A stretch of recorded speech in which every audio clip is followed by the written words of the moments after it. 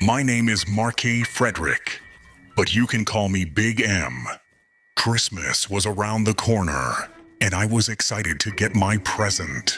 My cousin came over for the holidays, but to be honest, he a bitch nigga. Also, he had a lisp which made him more of a bitch-ass nigga.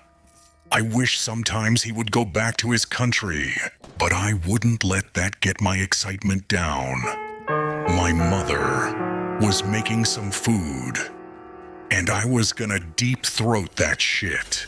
Finally, it was time to open presents. Everyone got there, things like games, toys, dildos, all that shit.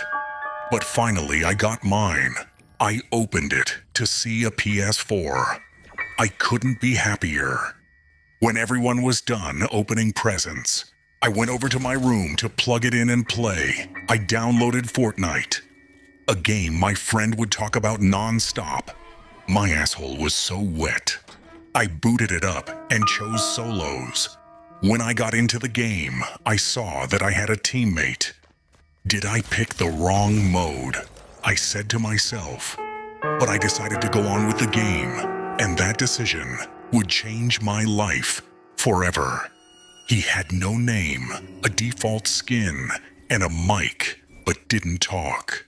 I could hear a faint fan noise in the background. I said to him, "Yo, how long have you been playing?" But there was no response, just the fan in the background gently hitting his mic. I assumed he was shy, so I kept playing, but every 6 minutes, he would make creepy noises. It sounded like if you were done ejaculating. This nigga was freaky. After the third noise, I told him, "Yo nigga, I'm gonna rape you." Then he said, "I would like that." I laughed and told him, "You a funny ass dude." He said, "And you's a sexy ass dude." I was freaked out a little bit and told him to lock in. "I wanna lock in with you." I was getting mad and told him, "You, a crazy ass dude." It takes one to know one. But he told me, "Listen, Marcus, I want that fat ass, and I'ma get what I want." I didn't even realize he said my name. I was confused and in shock because he had a faint lisp. But what scared me right to my core, and something I will never forget. Before I could say anything, my mom called out for us that the food was done. The faint fan in the background was overshadowed by the echo of my mother's voice. It's been 4 years now, and I'll tell you, I have never visited my family again. Sometimes I wonder what could have caused this.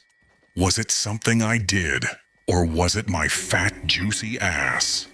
I don't know, but what I do know is that I will never be the same again.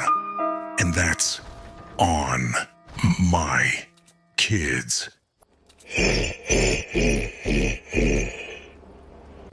Bro, what the fuck am I doing with my life, bro?